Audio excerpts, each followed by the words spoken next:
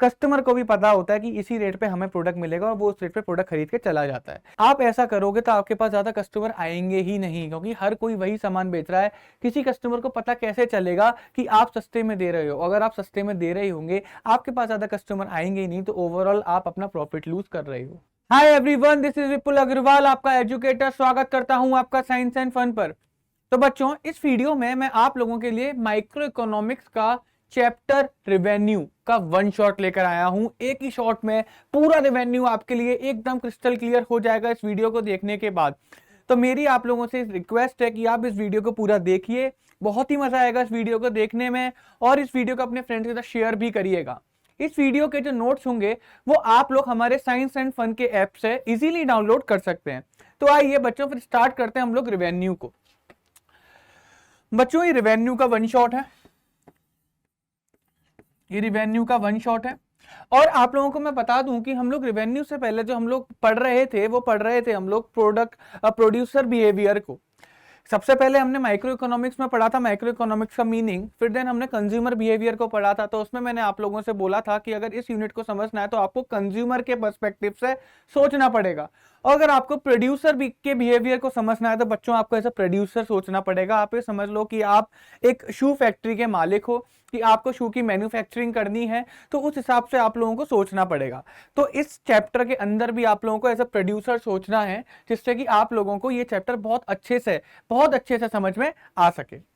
अब बच्चों, रेवेन्यू क्या होता है? रेवेन्यू मीनिंग क्या है रेवेन्यू का? तो रेवेन्यू का मतलब होता है बेसिकली बच्चों सेल्स। इकोनॉमिक्स की टर्म में revenue is equal to sales. कि सपोज करो बच्चों, मैं एक शू मैन्युफैक्चरर हूं, ठीक है, मैं शू बनाता हूं। मैं शू क्यों बनाता हूं? ताकि मैं उनको बेच सकूं। तो मेरे को अपना प्रोडक्ट बेचने के बाद जो पैसा मिलेगा वो पैसा होगा बच्चों मेरा रेवेन्यू। वो पैसा होगा बच्चों मेरा revenue. For example, revenue refers to the amount received by a firm from the sale of a given quantity. For example, मेरी जो गिवन क्वांटिटी है बच्चों वो शूज है। जो मेरी गिवन क्वांटिटी है बच्चों वो शूज है। तो शू को बेचने के बाद मुझे जितना पैसा मिला वो मेरा क्या होगा बच्चों? रेवेन्यू होगा। और मैं शूज वो बेचूंगा कहां पर? वो शूज में बेचूंगा जाके मार्केट में। फॉर एग्जाम्पल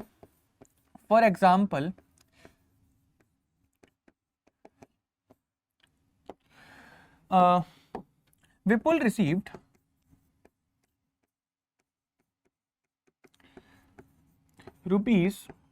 ₹2,000 by selling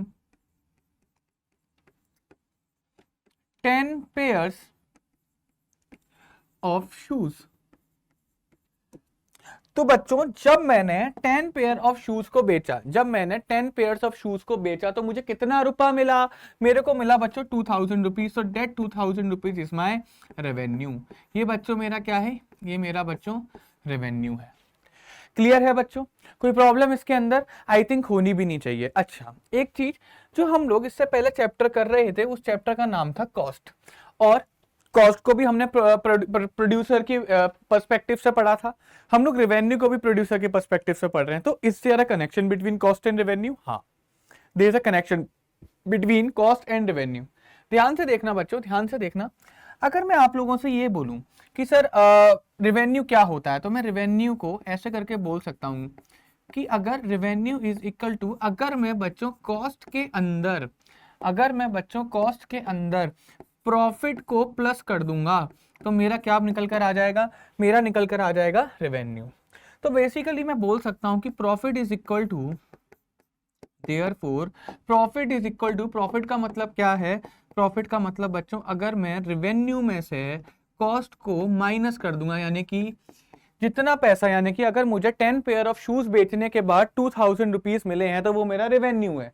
अगर इन 10 पेयर ऑफ शूज को बनाने का अगर मेरा जो कॉस्ट होता, मेरा बच्चों कॉस्ट होता सपोज करो ₹1400, तो बच्चों इस ट्रांजेक्शन में मेरे को प्रॉफिट कितना आता कि भाई मेरे को बेचने के बाद तो मिला था 2000 रुपये, लेकिन बनाने के लिए मेरा लगा था 1400। तो ये मेरा रेवेन्यू था और ये बच्चों मेरा क्या था? ये मेरा कॉस्ट था। तो बच्चों मेरा प्रॉफिट कितना निकल कर आया? 600 निकल कर आया। तो profit is the relation between cost and revenue. अगर मुझे प्रॉफिट निकालना है तो मुझे रेवेन्यू में से कॉस्ट माइनस कर दूंगा, मेरा प्रॉफिट निकल कर आ जाएगा। क्लियर है। ऐसे ही करके लॉसेस भी निकलते हैं। लॉसेस के केस में क्या होता है कि हमारा जो रेवेन्यू होता है वो कॉस्ट से कम हो जाता है, तो लॉसेस निकालने के लिए मुझे कॉस्ट माइनस रेवेन्यू करना पड़ेगा। तो प्रॉफिट कब आता है? जब रेवेन्यू मेरा कॉस्ट से बड़ा होता है, जब रेवेन्यू मेरा कॉस्ट से बड़ा होता है। लॉसेस कब आता है? जब मेरा कॉस्ट रेवेन्यू से बड़ा होता है। बेसिकली बस इतनी सी चीज है इसके अंदर, रेवेन्यू के अंदर, कि what do mean by the revenue, की money received by selling the commodity in the market.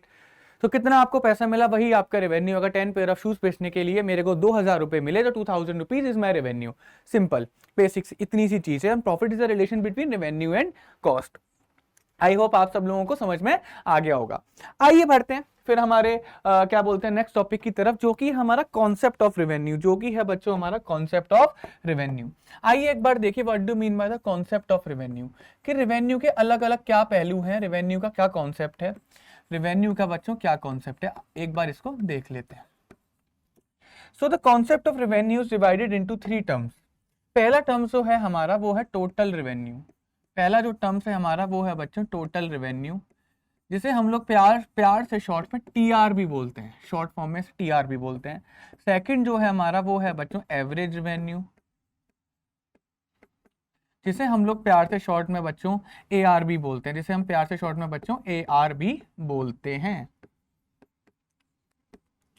और थर्ड जो कॉन्सेप्ट है वो है बच्चों हमारा मार्जिनल रेवेन्यू, जिसे हम लोग प्यार से शॉर्ट में एमआरबी बोलते हैं। ये टर्म आप लोगों ने पक्की बातें पहले सुन रखे होंगे, ये टर्म आप लोगों ने पक्की बातें पहले सुन रखे होंगे। Total revenue, average, total, average, marginal का मतलब यही तो हम लोग अप्रोक्सीमेटली हर चैप्टर के अंदर पढ़ते हुए आ रहे हैं।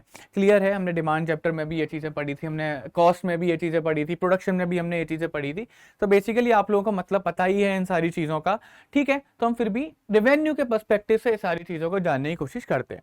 तो सबसे पहले आता है हमारे पास बच्चों क्या, टोटल रेवेन्यू। सबसे पहले हमारे पास क्या आता है स्टूडेंट्स, टोटल रेवेन्यू आता है।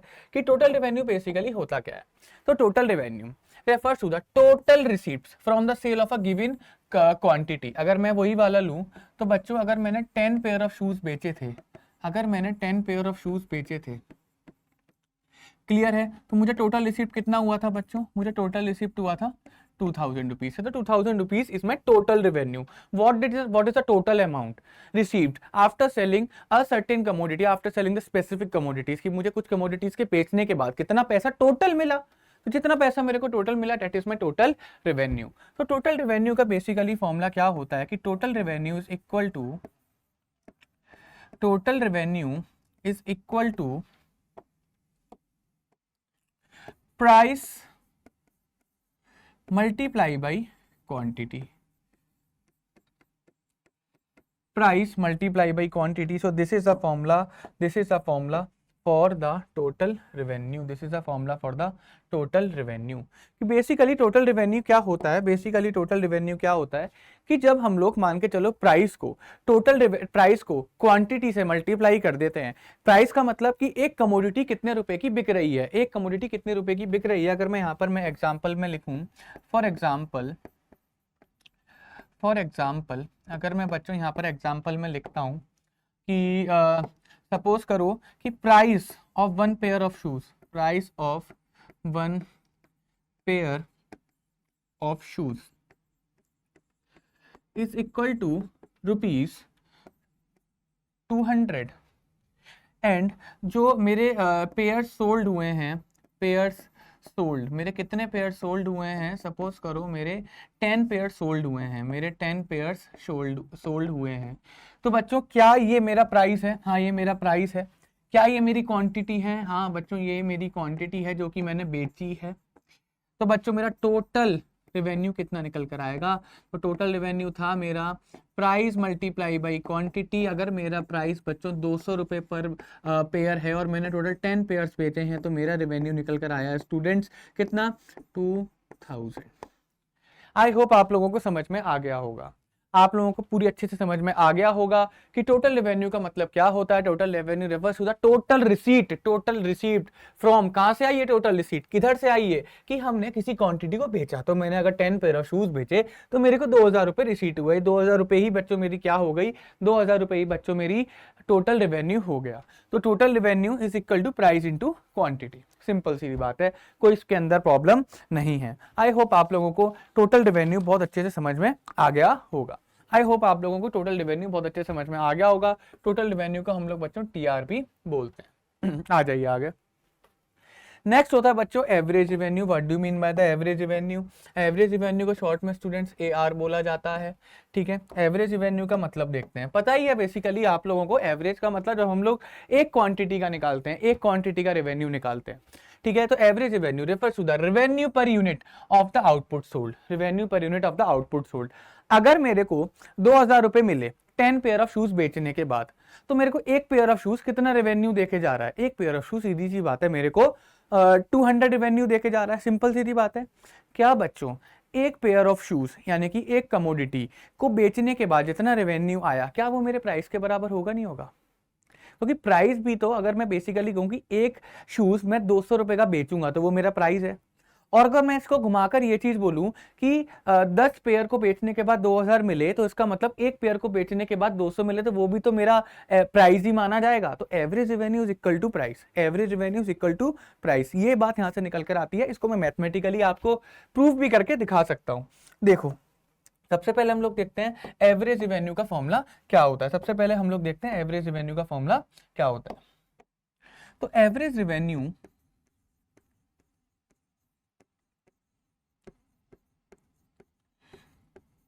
is equal to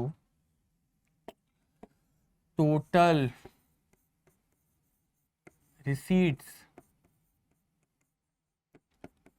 divided by quantity, total receipts divided by quantity। है या नहीं? क्लियर है, नहीं क्लियर है? अब इसका अगर मैं आप लोगों के सामने एक एग्जांपल दूं, इसका आप लोगों के सामने बच्चों मैं एक एग्जांपल दूं, तो लाओ मैं इसका एग्जांपल आप लोगों के सामने लिख के दिखा देता हूं। फॉर एग्जांपल कि अगर मेरे को निकालना है AR, है ना, मेरे को निकालना है AR निकालना है। ठीक है, मेरे पास टोटल रेवेन्यू गिवन था स्टूडेंट्स कितना, 2000, और मेरे पास बच्चों क्वांटिटी कितनी थी, 10 थी। मेरे पास क्वांटिटी कितनी थी, 10 थी, 10 यूनिट्स थी। तो बच्चों मेरे को AR निकालना, तो AR is equal to total revenue कितना था, 2000 डिवाइडेड बाई 10, तो मेरा एवरेज कॉस्ट कितना निकल कर आया, average revenue, sorry average revenue मेरा कितना निकल कर आया, एवरेज रेवेन्यू मेरा 200 निकल कर आया। तो क्या मैं ये बोल सकता हूँ कि एवरेज रेवेन्यू मेरा प्राइस के बराबर है ना? है। अब इसको मैथमेटिकली आप लोगों को प्रूव करके मैं दिखाता हूँ। इधर देखना, थोड़ा सा मेरे को इस फॉर्मूले को तोड़ना पड़ेगा, थोड़ा सा मेरे को फॉर्मूले को तोड़ना पड़ेगा। देखो, एवरेज रेवेन्यू किसके बराबर होता है, मेरा total revenue divided by quantity के बराबर होता है। पता ही आप लोगों को, कोई प्रॉब्लम तो है नहीं।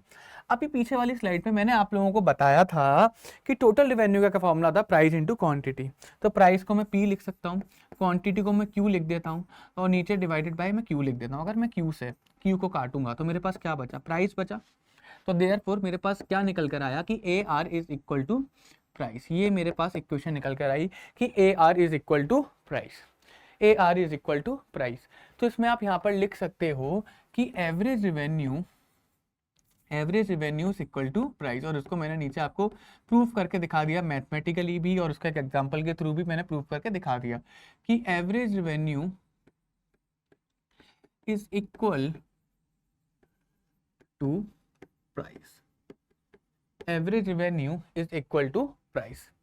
कोई प्रॉब्लम बच्चों? एवरेज रेवेन्यू सिंपल सीधी बात है, total revenue divided by quantity, कि आपके पास टोटल कितना रेवेन्यू आया और आपने उस रेवेन्यू को कमाने के लिए कितने यूनिट्स को सोल्ड करा। अगर आप टोटल रेवेन्यू को सोल्ड यूनिट से डिवाइड कर दोगे तो आपके पास क्या निकल कर आएगा, एवरेज रेवेन्यू निकल कर आता है, और वो एवरेज रेवेन्यू आपके प्राइस के बराबर होगा। ये रहा आपका मैथमेटिकल प्रूफ, ये आपका क्या बोलते हैं, ये प्रूफ है आपका मैथमेटिकल, और एग्जाम्पल के थ्रू भी मैंने आपको प्रूफ करके दिखा दिया। कोई प्रॉब्लम इसके अंदर नहीं है। तो नेक्स्ट कॉन्सेप्ट है हमारा, वो है हमारा मार्जिनल रेवेन्यू, जिसको हम लोग प्यार से शॉर्ट में MR बोलते हैं, जिसको हम लोग प्यार से शॉर्ट में बच्चों क्या बोलते हैं, MR बोलते हैं, है ना? आओ देखो, क्या होता है? मार्जिनल का मतलब एडिशनल, ये तो पता ही है। तो मार्जिनल रेवेन्यू मतलब additional revenue generated from the sale of an additional unit of an output. यानी कि अगर मैं 2000 यूनिट को बेच 2000 रुपए कमा रहा हूं, 10 यूनिट्स बेचने के बाद मेरे पास 2000 रुपए का रेवेन्यू आया। क्लियर है? तो बच्चों जब मैं 11th यूनिट को बेचूंगा, जब मैं 11th यानी कि 10 यूनिट के बाद एक एडिशनल यूनिट को और बेचूंगा, तो मेरे पास कितना और रेवेन्यू आएगा? तो जब मैं 11th यूनिट को बेचूंगा उसके बाद बच्चों मेरे पास जो रेवेन्यू आएगा उसको मैं बोलूंगा बच्चों मेरा क्या, मेरा मार्जिनल रेवेन्यू बोलूंगा, उसको मैं अपना एडिशनल रेवेन्यू बोलूंगा। तो यानी कि मार्जिनल रेवेन्यू क्या होता है? एक एडिशनल रेवेन्यू होता है from the sale of an additional unit of an output. Clear है फिर नहीं क्लियर है कि एक यूनिट को बेचने के बाद, एक यूनिट और बेचने के बाद मुझे कितना और रेवेन्यू आया? बेसिकली क्लियर है नहीं क्लियर है? अच्छा, जो मार्जिनल रेवेन्यू का आप लोगों का फॉर्मूला होता है, तो marginal revenue is equal to, पढ़ा ही है आप लोगों ने कि टोटल रेवेन्यू एन यूनिट्स का। अगर मुझे मार्जिनल यूनिट एन यूनिट्स का निकालना है तो मार्जिनल यूनिट एन यूनिट्स का कितना होता है? Total revenue of N units divided minus total revenue of N minus one unit, N minus one units. Clear है फिर नहीं क्लियर है? कोई प्रॉब्लम इसके अंदर? तो पहला फॉर्मूला तो इसका ये होता है, पहला फॉर्मूला तो बच्चों इसका ये होता है। क्लियर है नहीं क्लियर है? इसका मैं एग्जांपल आप लोगों के सामने रख देता हूं कि फॉर एग्जांपल कि जो मेरा टोटल रेवेन्यू फ्रॉम 20 यूनिट्स था, 20 या फिर 20 पेयर्स में बोल देता हूँ, 20 पेयर्स में बोल देता हूँ, वो था बच्चों कितना? वो था बच्चों कितना? मेरा 2000 था, है ना? अब बच्चों क्या हुआ कि मेरे पास जो टोटल रेवेन्यू निकल कर आया, total revenue from 21 pairs, 21 pair के बाद मेरा जो रेवेन्यू आया निकल कर, वो बच्चों निकल कर आया 2180। तो बेसिकली मेरे पास क्या इंफॉर्मेशन गिवन है इस एग्जांपल के बाद कि जो मेरा टी आर 21 है, यानी कि 21 यूनिट को बेचने के बाद जो मेरा टी आर है वो कितना है बच्चों? मेरे पास 2180, 2180 यूनिट्स। और वही जो मेरा टी आर 20 यूनिट्स को बेचने के बाद है वो मेरा है 2000। अब मेरे को क्या निकालना है? Marginal revenue of 21st unit, MR 21 का, कि 21वें यूनिट का मार्जिनल रेवेन्यू क्या है, 21वें यूनिट का एडिशनल रेवेन्यू क्या है। तो सिंपल सीधी बात है, इसका क्या होगा कि टोटल रेवेन्यू, देखो यहाँ पर n की वैल्यू 21 है तो यहाँ पर TR की वैल्यू भी 21 होगी, माइनस TR। और देखो 21 n-1 का मतलब क्या था कि TR 21st यूनिट में से 20 यूनिट का क्या कर दूंगा? -1 कर दूंगा इसमें से। तो बेसिकली मुझे क्या बताना है यहाँ पर? मुझे बताना है कि MR ऑफ 21st यूनिट मेरा कितना होगा? TR of 21 unit minus TR of 20 unit. तो इसका मेरे पास क्या निकल कर आएगा कि 2180, तो TR 20 यूनिट का था और 2000 क्या था? 21 यूनिट्स का 2180 था, 20 यूनिट का 2000 था। तो 21st यूनिट ने मेरे को कितने रुपए ला कर दिए? 180 रुपए ला कर दिए। कोई प्रॉब्लम? ये तो रहा इस फॉर्मूले का आप लोगों के सामने बाइफरकेशन। कोई प्रॉब्लम इसमें नहीं है। ये इस फॉर्मूले का आप लोगों के सामने मैंने पूरा एग्जांपल लिख दिया है। अब एक और नेक्स्ट हम इसमें देखते हैं कि MR जो है, MR can be calculated from an another way, कि MR कैन बी कैलकुलेटेड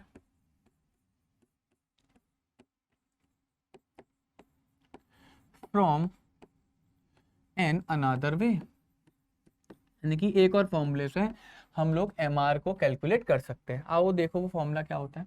आइए देखिए वो फॉर्मूला क्या होता है। Where marginal revenue is equal to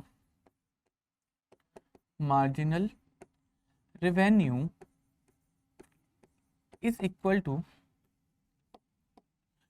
change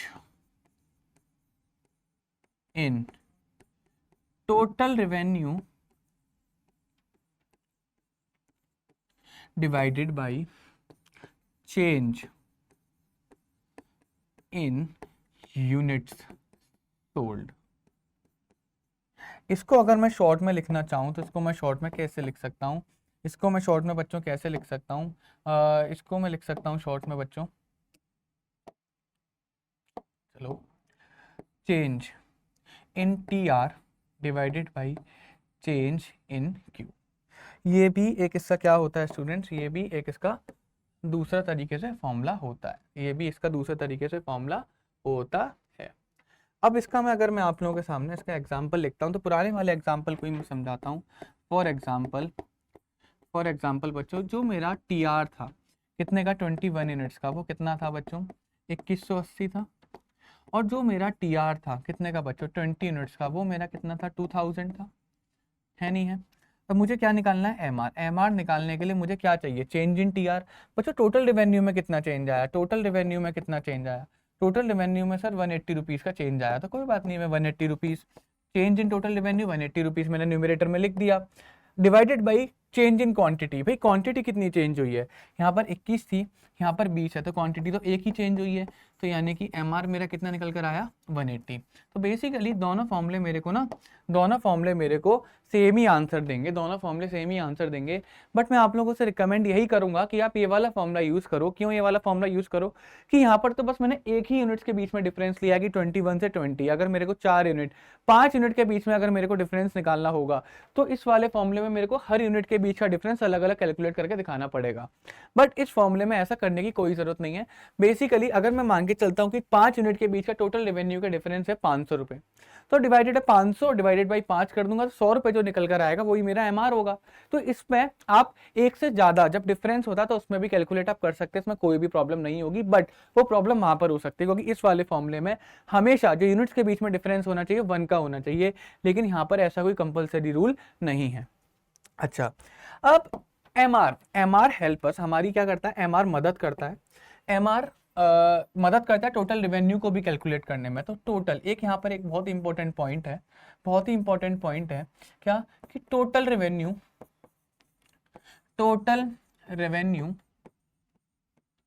can be calculated from MR. यानी कि मार्जिनल रेवेन्यू की मदद से हम लोग बच्चे टोटल रेवेन्यू भी कैलकुलेट कर सकते हैं। कैसे कर सकते हैं, देखो क्या मतलब होता है इसका। यानी कि मैं बोल सकता हूं total revenue is the summation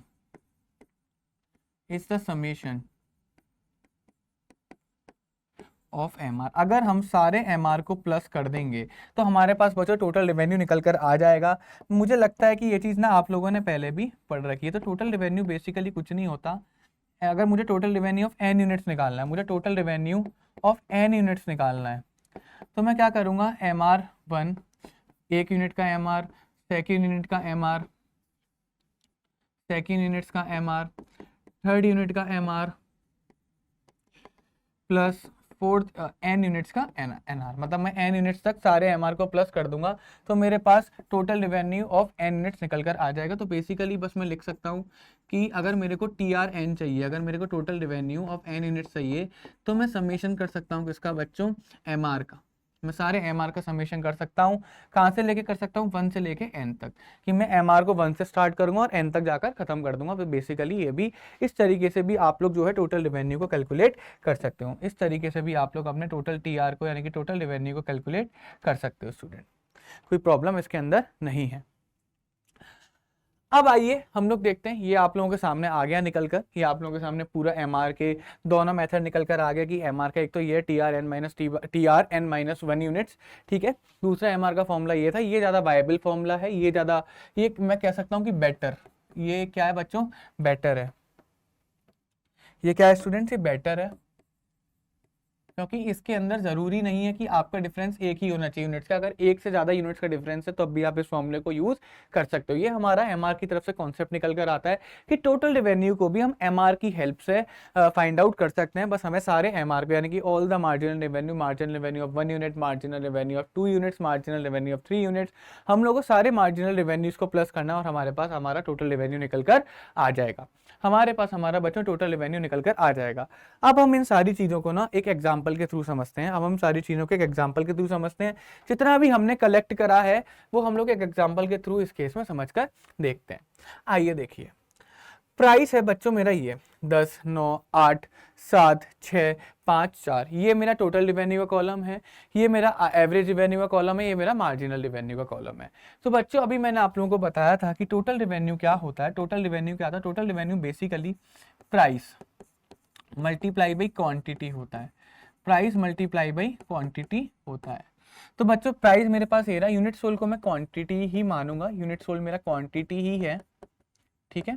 तो आइए एक एक करके मल्टीप्लाई करके देखते हैं, एक एक करके मल्टीप्लाई करके देखते हैं। जब मैं टोटल रेवेन्यू निकालूंगा तो मैं 1 को मल्टीप्लाई करूंगा 10 से, 10 मेरा प्राइस है, 10 मेरा प्राइस है, उसको मल्टीप्लाई करूंगा मैं क्वांटिटी के साथ जो कि मेरी 1 है, तो मेरा टोटल रेवेन्यू कितना निकल कर आएगा एक यूनिट का, 10 रुपीज़ निकल कर आएगा, ठीक है। यहाँ पर प्राइस मेरा कितना है 9 है, लेकिन यहाँ पे मेरी क्वांटिटी कितनी है बच्चों 2 है, यहाँ पे मेरी क्वांटिटी कितनी है 2 है, 2 को करूँगा 18 निकल कर आएगा। ऐसे ही करके प्राइस कितना हो गया 8, क्वांटिटी हो गई 3, 24 निकल कर आया, यहाँ पे 7 इंटू 4 28 निकल कर आया, इस जगह पे 6 इंटू 5 30 निकल कर आया, यहाँ पे 5 इंटू 6 30 निकल कर आया, और 4 इंटू 7 28 निकल कर आया। तो ये मेरा बच्चों क्या निकल कर आ रहा है, ये बच्चों मेरा टोटल रेवेन्यू निकल कर आ रहा है, जो कि प्राइस इंटू क्वांटिटी होता है, जो कि प्राइस इंटू क्वांटिटी होता है। अब मुझे निकालना है बच्चों क्या एवरेज रेवेन्यू। तो एवरेज रेवेन्यू का मैंने फॉर्मूला क्या बताया था आप लोगों को, एवरेज रेवेन्यू का फॉर्मूला बताया था कि AR is equal to total revenue divided by quantity. यही तो मैंने आप लोगों को बताया था, नहीं बताया था? आओ देखो हम चेक करते हैं फिर इसके अंदर। अब अगर आप ध्यान से देखोगे तो टोटल रेवेन्यू मेरा कितना यहाँ पर 10 है। अगर मैं 10 को डिवाइड करूंगा, अगर बच्चों में 10 को डिवाइड करूंगा, मेरी क्वांटिटी कितनी है 1 है, तो मेरे पास कितना निकल कर आएगा 10 निकल कर आएगा। सिंपल सीधी बात है, मेरे पास कितना निकल कर आएगा बच्चों 10 निकल कर आएगा, है ना। यहाँ रुपीज़ के साइन जरूर लगाना, वैसे मैंने ऊपर लगा रखे ना, अगर मैं ऊपर लगा दूंगा ना रुपीज़ का एक साइन, तो मेरे को यहाँ पर लगाने की कोई भी नीड नहीं है, यहाँ पर लगाने की मेरे को ना कोई भी नीड नहीं है। अब ऊपर एक बार रुपीज़ का साइन लगा दो and it will be sorted. यहाँ पे लगा रखा है तो यहाँ पे भी लगाने की जरूरत नहीं है, मान ही लेंगे कि सारे टर्म्स रुपीज़ में निकल कर आएंगे, ठीक है। यहाँ पर मेरा टोटल रेवेन्यू कितना था 18 था, यहाँ पे यूनिट्स कितनी है 2 है, तो मेरा एवरेज रेवेन्यू 9 निकल कर आया। यहाँ पर मेरा टोटल रेवेन्यू 24 था, देखो 24 था टोटल रेवेन्यू, यूनिट्स कितनी है मेरी 3 है, 3 करा मैंने, तो कितना निकल कर आया 8 निकल कर आया मेरा एवरेज रेवेन्यू। यहाँ पर मेरा 28 था और मेरी 4 यूनिट्स थी, तो 7 मेरा एवरेज रेवेन्यू निकल कर आया। यहाँ पर मेरा 30 मेरा टोटल रेवेन्यू था, यूनिट्स मेरी 5 थी, तो 6 मेरा एवरेज रेवेन्यू निकल कर आया। यहाँ पे मेरा 30 टोटल रेवेन्यू था, यूनिट्स मेरी 6 थी, तो 5 मेरा एवरेज रेवेन्यू निकल कर आया। यहाँ पे 28 मेरा टोटल रेवेन्यू था, 7 मेरी यूनिट्स थी, तो 4 मेरा एवरेज रेवेन्यू निकल कर आया। अब बेसिकली आपने देखो एक चीज़ तो पक्का नहीं से नोटिस करी होगी कि बच्चों ये मेरा क्या था प्राइस था, और ये मेरा क्या था एवरेज रेवेन्यू था। क्या बराबर है या नहीं है? क्या ये दोनों जो आप लोग देख रहे हो पर्पल गोले के अंदर, क्या ये बराबर है या नहीं है? ये प्राइस, ये मेरा एवरेज रेवेन्यू क्या बराबर है या नहीं है? ये मेरा प्राइस और ये मेरा एवरेज रेवेन्यू क्या ये बराबर है या नहीं है? तो बेसिकली आप क्या चीज़ देख पा रहे हो कि average revenue is equal to price, और ये चीज़ मैंने देखो बच्चों लिखवा रखी है, ये चीज़ मैंने आपको पता ही है, ये रही, ये रही average revenue is equal to price. तो इस चीज़ के लिए मैंने यहाँ पे प्रूफ कर दिया, और सारे जो फॉर्मूले मैंने लिखवाए थे वही फॉर्मूले बच्चों इसके अंदर यूज़ भी हो रहे हैं, जो फॉर्मूले मैंने लिखवाए थे वही फॉर्मूले इसके अंदर यूज़ भी हो रहे हैं। आओ देखते हैं मार्जिनल रेवेन्यू। मार्जिनल रेवेन्यू का मतलब क्या था कि MR is equal to TRN minus TRN minus 1 units. Basically ये था, क्लियर है नहीं क्लियर है? तो बच्चों मैं क्या मान के चलता हूँ, जो पहले का जो TR होगा वो 10 यूनिट्स मान लेते हैं, ठीक है, 10 रुपीज़ मान लेते हैं। दूसरे का क्या है कि दूसरे का देखो यहाँ पर टोटल रेवेन्यू कितना है मेरा 18 है, कितने का टोटल रेवेन्यू ऑफ 2 यूनिट्स मेरा 18 है, तो टोटल रेवेन्यू ऑफ 1 यूनिट्स मेरा कितना है 10 है, तो 18 माइनस 10 करा तो 8 निकल कर आया मेरा MR। ऐसे ही करके बच्चों अगर मैं 24 माइनस 18 करूँगा तो बच्चों मेरा कितना निकल कर आएगा 6 निकल कर आएगा मेरा MR कितना निकल कर आएगा बच्चों 6 निकल कर आएगा। क्लियर है फिर नहीं है? और अगर मैं 28 माइनस 24 करूँगा तो मेरा MR कितना निकल कर आएगा, मेरा MR 4 निकल कर आएगा। अगर मैं 30 माइनस 28 करूँगा तो मेरा MR 2 निकल कर आएगा। अगर मैं 30 माइनस 30 करूँगा तो मेरा MR 0 निकल कर आएगा। और मैं 28 माइनस 30 करूँगा तो मेरा MR माइनस 2 निकल कर आएगा। तो बेसिकली मैंने कुछ भी नहीं करा, MR निकालने के लिए बच्चों मैंने क्या करा है, MR निकालने के लिए मैंने क्या करा है ध्यान से देखना, 28 में से 30 माइनस करा -2 आया, 30 में से 30 माइनस करा 0 आया, 30 में से 28 माइनस करा 2 आया, तो मैंने क्या करा, जो मेरा 2 यूनिट्स का जो मेरा नेक्स्ट यूनिट का जो टीआर था उसमें से मैंने प्रीवियस यूनिट के टीआर को माइनस कर दिया, तो मेरे पास क्या निकल कर आ गया बच्चों, एमआर निकल कर आ गया। अगर आप इन सारे एमआर को प्लस करेंगे तो बेसिकली आपके पास क्या निकल कर आएगा, टीआर निकल कर आएगा। जैसे 10 + 8 18 + 6 24 24 + 4 28 28 + 2 30, यहाँ तक अगर मैं एमआर प्लस करता हूँ तो मेरा 30 निकल कर आ रहा है। और देखो यहाँ की टीआर की वैल्यू देखो कितनी है, 30 है। तो ये भी आप लोगों के सामने प्रूफ बहुत अच्छे से हो चुका है कि अगर मैं सारे एमआर का समेशन करूंगा तो बच्चों क्या हो जाएगा, मेरा टीआर निकल कर आ जाएगा। तो अभी तक हमने इस चैप्टर के अंदर क्या पढ़ा, अभी तक हमने इस चैप्टर के अंदर रेवेन्यू पढ़ा था।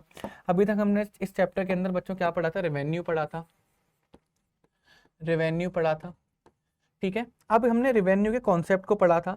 तो रेवेन्यू के बेसिकली 3 कॉन्सेप्ट बताए गए थे। रेवेन्यू के कितने कॉन्सेप्ट बताए गए थे, 3 कॉन्सेप्ट बताए गए थे रेवेन्यू के, है ना। रेवेन्यू के आप लोगों को 3 कॉन्सेप्ट बताए गए थे। जो पहला कॉन्सेप्ट था आप लोगों का वो क्या था बच्चों, टोटल रेवेन्यू,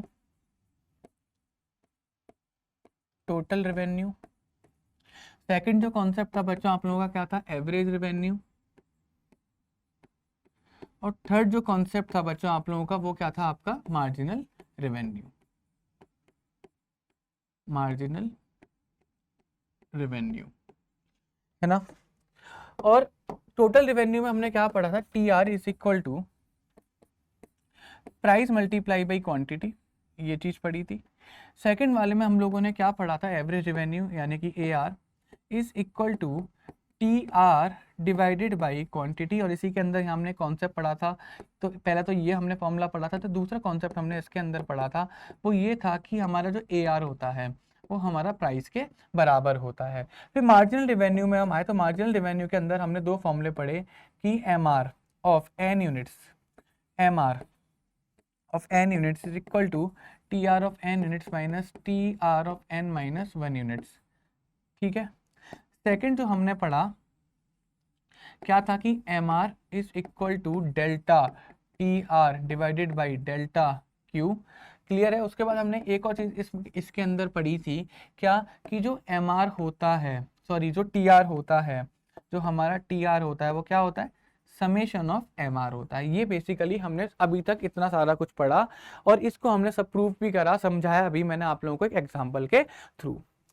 अब जो हमारे पास नेक्स्ट कॉन्सेप्ट निकल कर आता है कि sir T R, M R, A R के बीच में रिलेशन क्या होता है।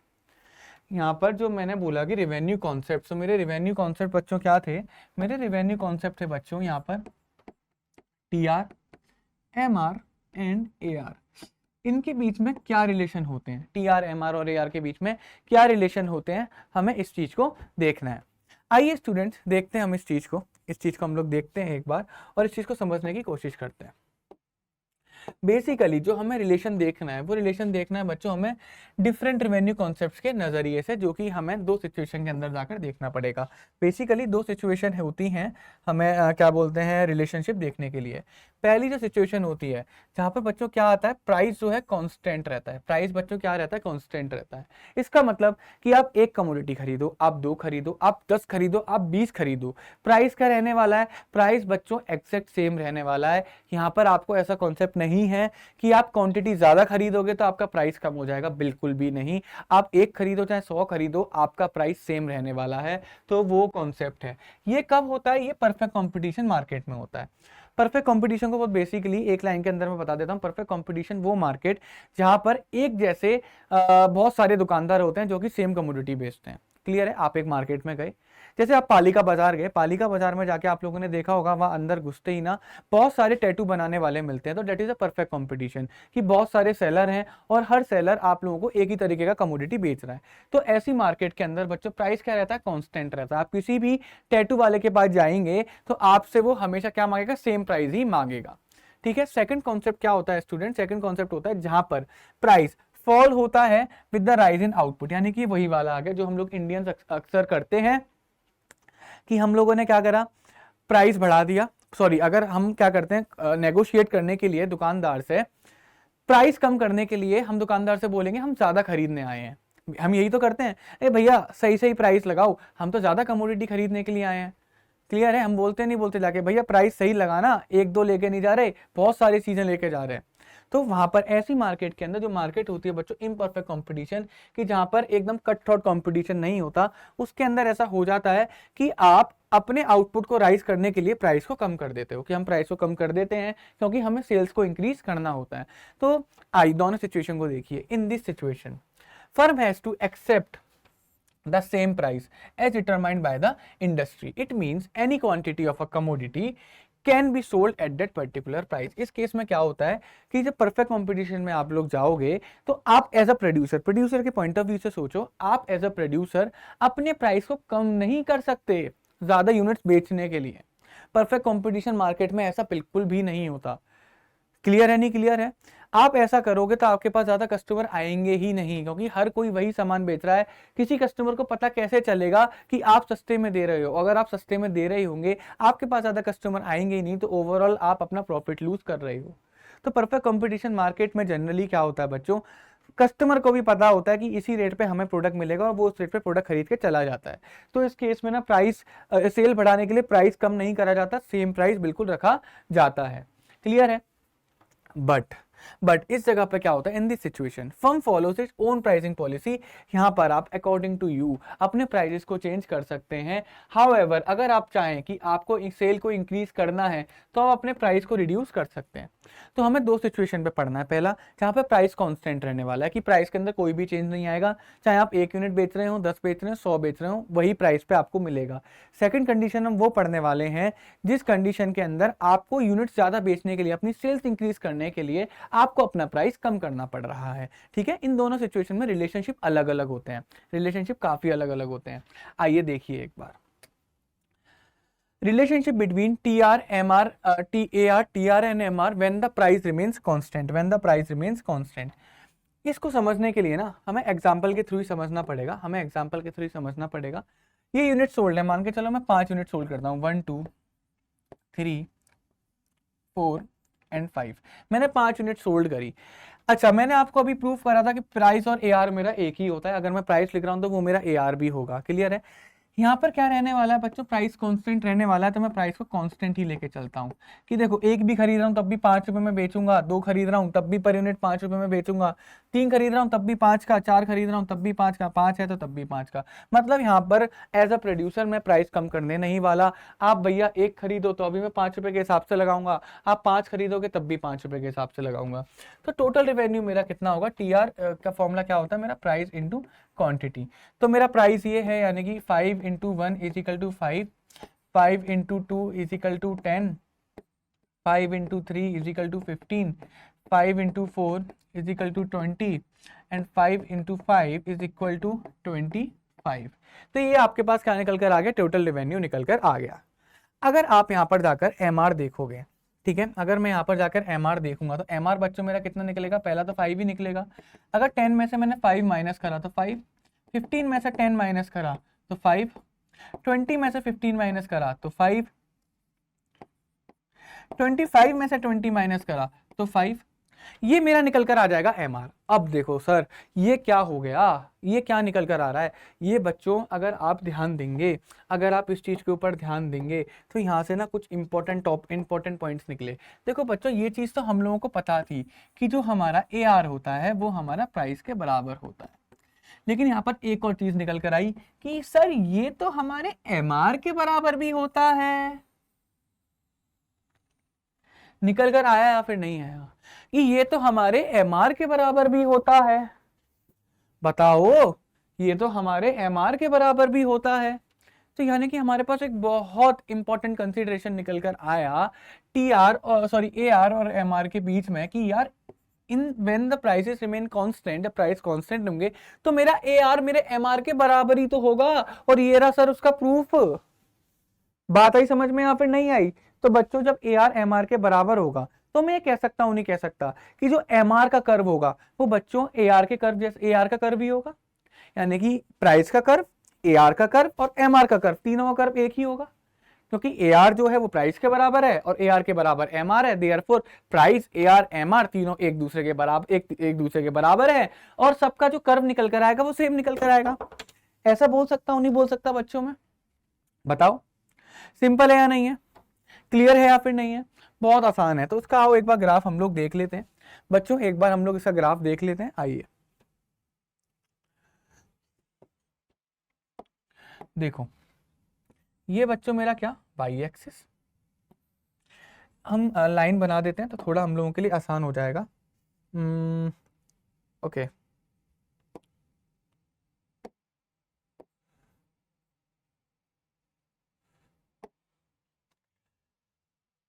हम्म,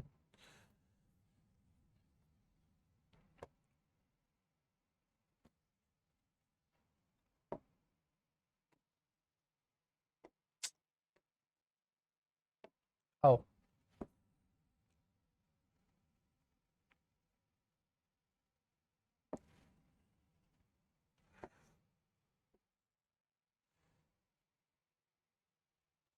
ओके, डन।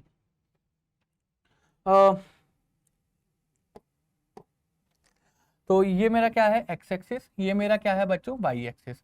यहाँ पर मैं क्या लिख सकता हूँ, यूनिट सोल्ड, है ना, ये मेरा ओरिजिन। अब एक एक करके मैं मार्क करना स्टार्ट करता हूँ। पहली यूनिट, दूसरी यूनिट, थोड़ा सा गैप पे, पहली यूनिट, दूसरी यूनिट, तीसरी यूनिट, चौथी यूनिट और पांचवी यूनिट। पांचवी यूनिट, 10वीं यूनिट, 15th यूनिट, 20 यूनिट और 25th यूनिट। क्लियर है? आओ इसका ग्राफ बनाते हैं। सबसे पहले हम लोग इस पे लोकेट करते हैं ए आर एम आर। मेरे को एक बात बताओ, मेरा ए आर एम आर जो था बच्चों 5 था। अब चाहे वो 1 यूनिट पर हो, 2 पर हो, 3 पर हो, 4 पर हो, 5 पर हो, ए आर और एम आर सेम था, जो कि मेरा था 5, जो कि मेरा था 5। तो बच्चों मैं कह सकता हूँ, नहीं कह सकता बच्चों, इस जगह पे मैं बोल सकता हूँ, नहीं बोल सकता। ये बच्चों मेरा क्या निकल कर आ गया, ये बच्चों मेरा एम आर कर्व निकल कर आ गया। मैं इस चीज को बोल सकता हूँ, नहीं बोल सकता। ये बच्चों मेरा क्या है, ये मेरा एम आर कर्व है, यही मेरा ए आर कर्व भी है, यही मेरा प्राइस कर्व भी है ना बच्चों। अगर आप ध्यान से देखेंगे, अगर आप इस चीज को ना ध्यान से देखेंगे तो आप क्या देखेंगे बच्चों, कि चाहे 1 यूनिट पर भी मेरा कितना था, 5 ही था। 2 पे भी मेरा कितना था, 5 ही था। 3 पर भी मेरा कितना था, 5 ही था। 4 पे भी मेरा कितना था, 5 ही था। 5 पे भी कितना था, मेरा 5 ही था। तो यानी कि at the every unit sold, मेरा जो ए आर एम आर या फिर जो प्राइस था वो मेरा 5 ही था। क्लियर है, नहीं क्लियर है? बट इसमें थोड़ा सा चेंज आएगा। इसमें क्या चेंज आएगा, ये देखो, इसका कर्व कैसे बनेगा, ऐसे बनेगा। इसका कर्व कैसे बनेगा, ये मेरा किसका कर्व है, ये सर मेरा टी आर का कर्व है। ये मेरा किसका कर्व है, ये मेरा टी आर का कर्व है। अगर आप यहाँ पर नोटिस करेंगे तो जैसे जैसे मेरा यूनिट सोल्ड इंक्रीज हो रहा है, वैसे वैसे मेरा टीआर भी इंक्रीज हो रहा है। यूनिट सोल्ड जैसे मेरा इंक्रीज हो रहा है, मेरा टीआर भी इंक्रीज हो रहा है। और उसके बीच में जो गैप था वो सेम था, यानी कि हर बार जो टीआर इंक्रीज कर रहा है वो 5 से इंक्रीज कर रहा है। देयरफॉर जो मेरा टीआर होगा वो क्या होगा, स्ट्रेट लाइन होगा, पॉजिटिवली स्लोप्ड स्ट्रेट लाइन। तो अगर मैं यहाँ पर इनकी प्रॉपर्टी लिखूंगा, तो मैं यहाँ पर इनकी प्रॉपर्टी लिखूंगा, तो यहाँ पर मैं क्या लिखूंगा कि A R M R and price curve will be same, वो सेम कर्व ही होगा, सेम कर्व ही होगा, that is parallel to X axis. जो किसके पैरेलल होगा, एक्स एक्सिस के पैरेलल होगा, या फिर मैं कह सकता हूँ हॉरिजॉन्टल स्ट्रेट लाइन। इसे क्या बोल सकता हूँ मैं, horizontal straight line, horizontal straight line. ये तो किसका ये किसकी प्रॉपर्टी हो गई, ये इस वाली लाइन की प्रॉपर्टी हो गई। क्लियर है, नहीं क्लियर है? अब यहाँ पर बच्चों में लिखता हूँ टी आर की property, T R property of T R curve. यहाँ लिखता हूँ बच्चों में क्या, प्रॉपर्टी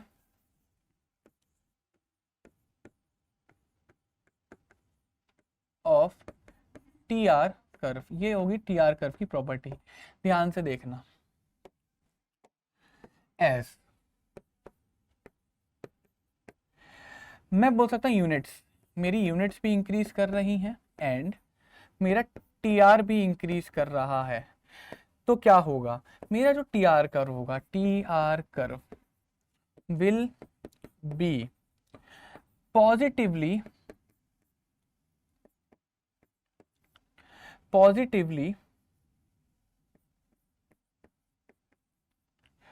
स्लोप्ड। वो क्या होगा, पॉजिटिवली स्लोप्ड होगा। पॉजिटिवली स्लोप्ड होगा, कहने का मतलब अब अपवर्ड यानी कि कहा जा रहा होगा अपवर्ड, ऊपर की साइड जा रहा होगा। हाँ, ऊपर की साइड ही जा रहा है, अपवर्ड मूविंग है, ऊपर की साइड ही जा रहा है। सेकंड मैं इसके अंदर लिख सकता हूं as M R is constant. As अगर मेरा बच्चों एम आर क्या है, कॉन्स्टेंट है, क्योंकि टी आर किसकी वजह से इंक्रीज कर रहा है, एम आर की वजह से ना, और क्योंकि एम आर कॉन्स्टेंट है तो टी आर क्या है बच्चों, T R is straight line, T R is straight line. क्योंकि एम आर कॉन्स्टेंट है तो टी आर मेरा क्या है बच्चों, स्ट्रेट लाइन है। ये आपके इसके रिलेशनशिप मैंने आप लोगों को यहाँ पर लिखवा दिए हैं। पेपर में इससे ज़्यादा आप लोगों से नहीं पूछा जाएगा। Relation between A R M R and T R when the price is constant. तो ये आप लोगों का एक जो कंडीशन थी वो क्लियर हो चुकी है। ये कंडीशन आसान थी, काफ़ी आसान थी, क्योंकि इसके अंदर हमें ज़्यादा क्या बोलते सोचने की ज़रूरत पड़ी ही नहीं, क्योंकि प्राइस कॉन्स्टेंट था। बट अब जो हम चीज़ पढ़ने वाले हैं वो थोड़ी इससे डिफ़िकल्ट साइड पर है, वो थोड़ी सी बच्चा इससे डिफ़िकल्ट साइड पर है, क्योंकि यहाँ पर प्राइस कांस्टेंट नहीं होगा। यहाँ पर जैसे जैसे आप यूनिट सोल्ड को इंक्रीज करोगे वैसे वैसे बच्चों आप लोगों का प्राइस क्या होता चला जाएगा, कम होता चला जाएगा। आओ देखो, आइए देखते हैं।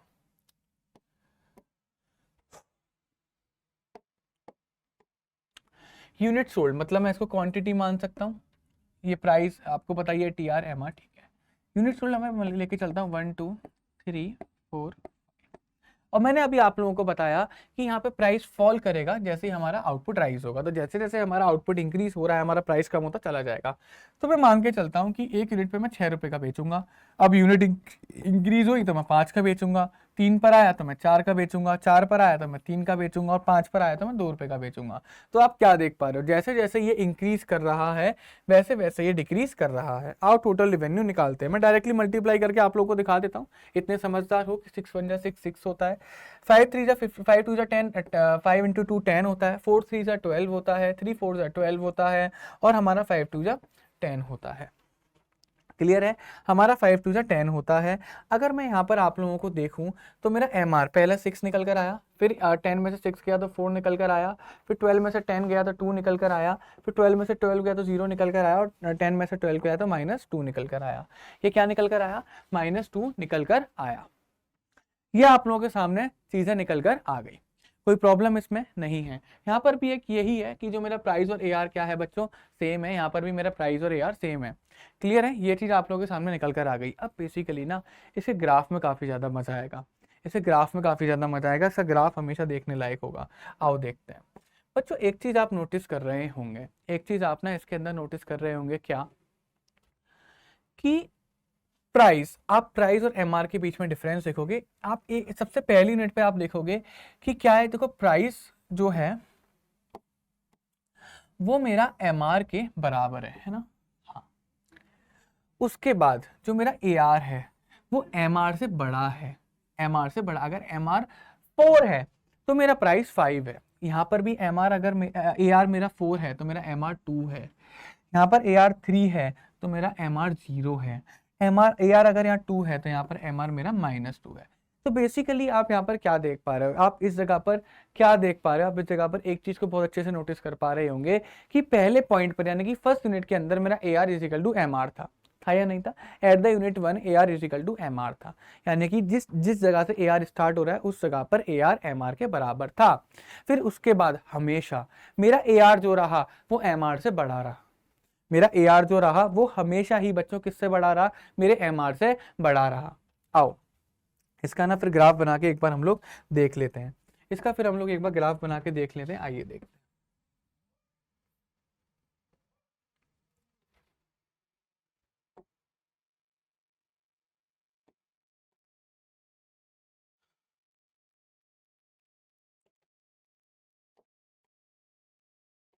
ये ओरिजिन हो गया, ये मेरा यूनिट सोल्ड, और इस पे मेरा क्या निकल कर आएगा, इस पे मेरा मैं बोल सकता हूँ ए आर निकल कर आ जाएगा और एम आर निकल कर आ जाएगा। इस पे मेरा क्या निकल आएगा, ए आर आ जाएगा और एम आर आ जाएगा, है ना। हाँ, थोड़ा सा इसे और साइड में करके लिख देता हूँ। इधर मेरा क्या आ जाएगा, ए आर आ जाएगा और एम आर आ जाएगा। आओ देखो,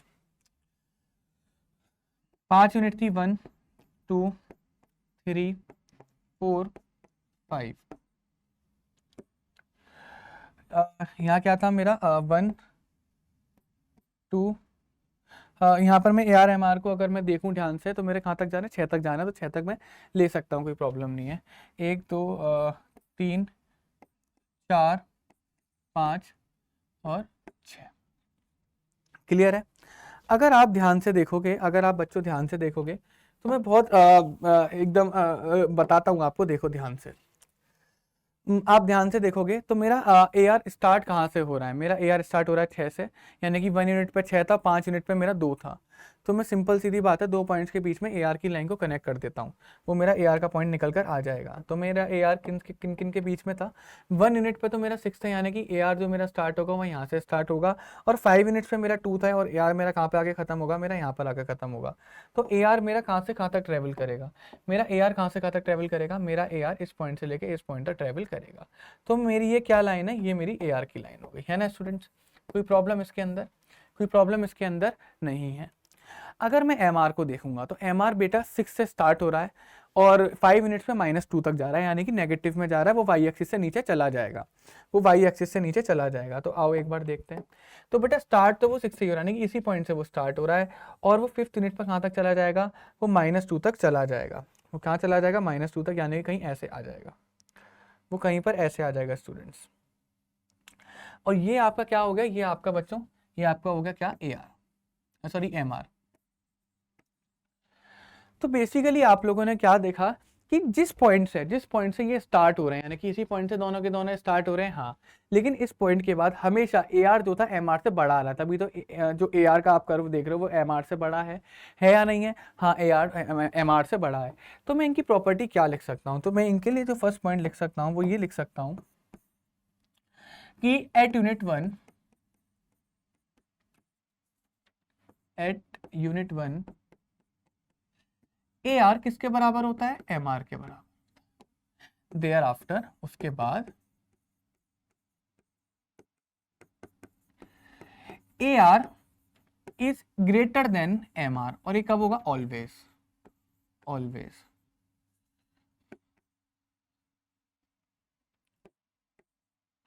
sorry, AR is greater than MR, और ये कब होगा, ऑलवेज, हमेशा होगा ये, है ना। यहां पर मैं एक चीज और बोल सकता हूं क्या, कि MR कैन बी नेगेटिव। क्या बोल सकता हूं, MR कैन बी नेगेटिव, क्योंकि देखो आप देख रहे हो MR -2 तक गया था, MR -2 तक गया था। और यहां पर मैं एक चीज जो फोर्थ पॉइंट में लिख सकता हूं क्या, AR can never be zero and negative. जो AR है ना तो वो कभी जीरो होगा, ना ही वो कभी नेगेटिव होगा। क्या मतलब है इसका, देखो AR मेरा प्राइस के बराबर था। अब बच्चों ऐसा कैसे पॉसिबल हो जाएगा कि मेरा प्राइस और मेरा एवरेज रेवेन्यू जीरो हो जाएगा या फिर नेगेटिव में हो जाएगा, मतलब दुकानदार ऐसे कैसे बोल सकता है जाकर, नहीं नहीं नहीं नहीं, ले जाओ, मुझे पैसे नहीं चाहिए। यार सेल कर रहा हूँ या भंडारा लगा के बैठा हुआ हूँ, नहीं ना, गरीबों में दान थोड़ा ना कर रहा हूं मैं, बात आई समझ में। या फिर दुकानदार ऐसे कैसे बोल सकता है, अरे कोई बात नहीं भैया, आप सामान ले जाओ और लो, बदले में 2 रुपए भी लेके जाओ, मैं नेगेटिव में बेच रहा हूँ, 2 रुपए भी लेके जाओ, पॉसिबल ही नहीं है। तो AR कभी भी जीरो नहीं होगा, AR कभी भी नेगेटिव नहीं होगा। हाँ, MR नेगेटिव हो सकता है और MR बेटा जीरो भी हो सकता है। अगर आप यहाँ पर देखोगे तो हमारा MR जीरो भी हुआ था, देन जीरो के बाद हमारा MR जो था नेगेटिव भी हुआ था, और ऐसे करके ना उसका ग्राफ निकल कर आया, और इस तरीके से उसका ग्राफ निकल कर आया। ये कुछ हमने इसके अंदर से इंपॉर्टेंट पॉइंट्स निकाल के आप लोगों के सामने रखे। कोई प्रॉब्लम स्टूडेंट्स इसके अंदर नहीं है, बहुत आसान है, बहुत बहुत बहुत ज़्यादा आसान है। तो ये हमारा रिलेशन अभी किसके बीच में निकल कर आया, ये हमारा जो रिलेशन बीच में निकल कर आया ना बच्चों, ये जो हमारे बीच में रिलेशन निकल कर आया वो किसका निकल कर आया, AR और MR का। यानी कि ये रिलेशन जो निकल कर आया, रिलेशनशिप बिटवीन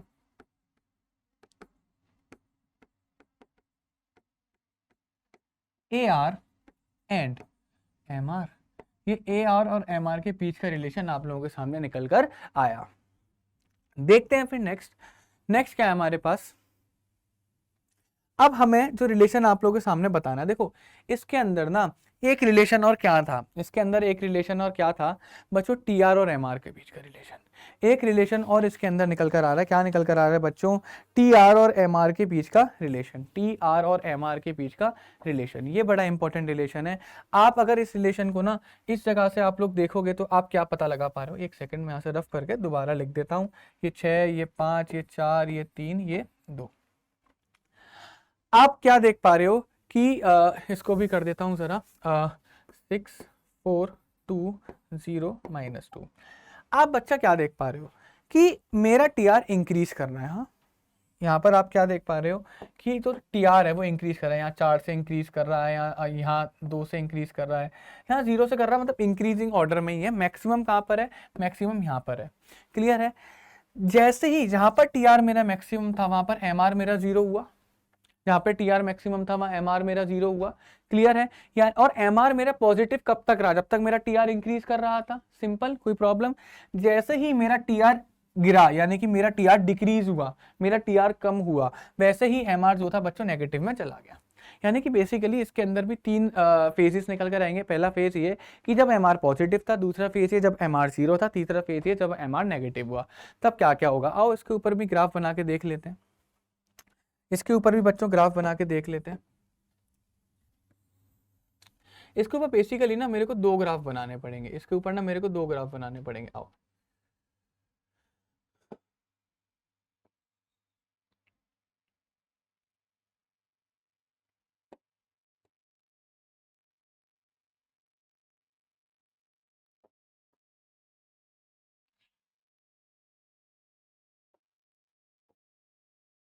ये ओरिजिन, ये वाई एक्सिस, ये एक्स एक्सिस, ये एक्स एक्सिस, और ये हमारा क्या? वाई एक्सिस, और ये हमारा क्या? Origin.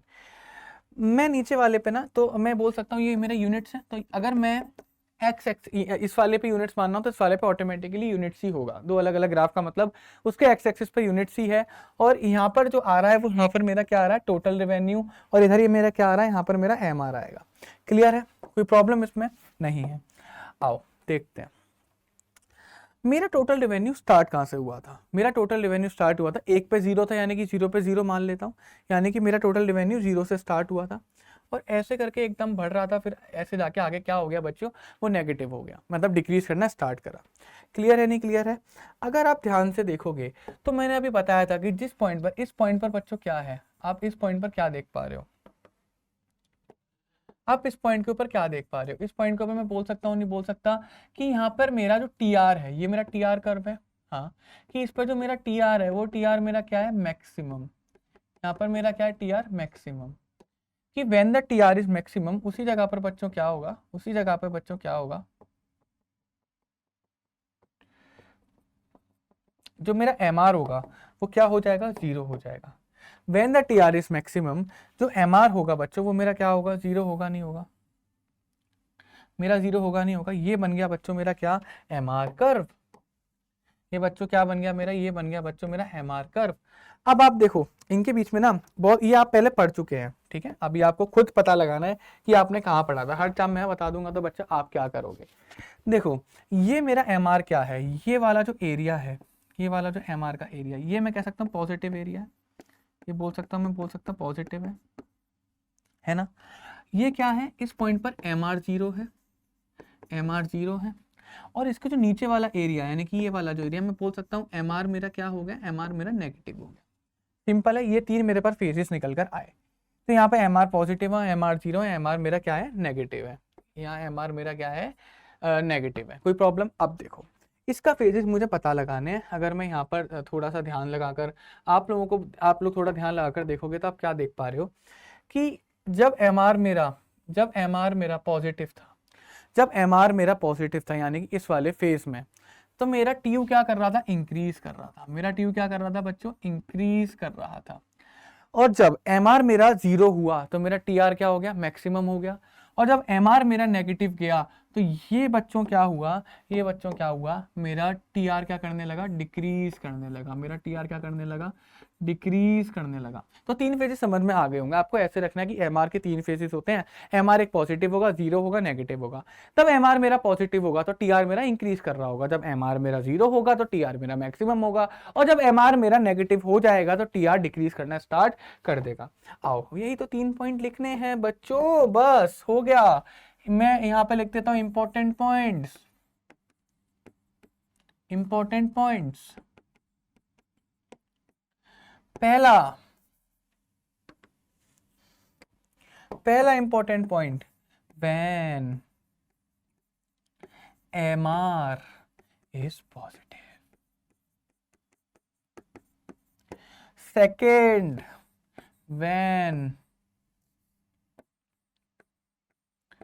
MR is zero. Third, तीसरा फेज क्या था, when MR is negative। बस इसके आगे आपको लिखना है कि इन तीनों की वजह से टीआर में क्या क्या होगा। भाई हमारे जब एमआर पॉजिटिव होता है तो टीआर इंक्रीजेस, टीआर इंक्रीज करता है। When MR is zero, TR is maximum, TR क्या होता है बच्चों, मैक्सिमम।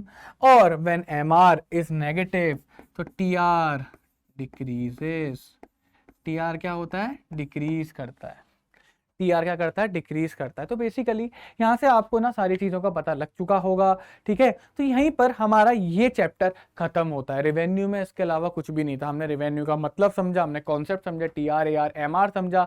उसके बाद हमने 2 सिचुएशन को समझा। एक सिचुएशन में अगर हमें सेल को बढ़ाना है तो हमें प्राइस बढ़ाने की कोई ज़रूरत नहीं है, इसका मतलब प्राइस कॉन्स्टेंट रहेगा, ये परफेक्ट कॉम्पिटिशन में होता है।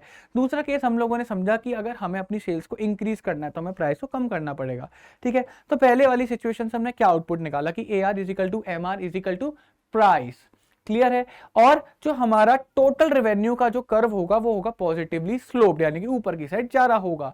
और वो कैसा होगा, स्ट्रेट लाइन होगा, क्योंकि हमारा MR कांस्टेंट है। इतना क्लियर है। अब उसके बाद हमने बच्चों पढ़ा कि जब हमारा प्राइस फॉल करेगा और हमारा आउटपुट राइज करने की वजह से प्राइस को फॉल करना पड़ेगा। तो ये कुछ हमने टेबल बनाया। अब इसके अंदर से इंपॉर्टेंट ऑब्जर्वेशन क्या निकाले कि भैया यूनिट 1 के ऊपर तो AR इजिकल टू MR होगा, कोई प्रॉब्लम नहीं है। देयर आफ्टर उसके बाद हमेशा AR बड़ा होगा MR से। MR जीरो भी हो सकता है और नेगेटिव भी हो सकता है, लेकिन AR ना तो कभी जीरो होगा ना ही कभी नेगेटिव होगा, बिकॉज प्राइस कभी पॉजिटिव ही रहेगा ना, हमेशा हमेशा जीरो, कभी जीरो नहीं होगा, कभी नेगेटिव नहीं होगा। उसके बाद बच्चों हमने टोटल रेवेन्यू और एमआर के बीच में रिलेशन ढूंढा।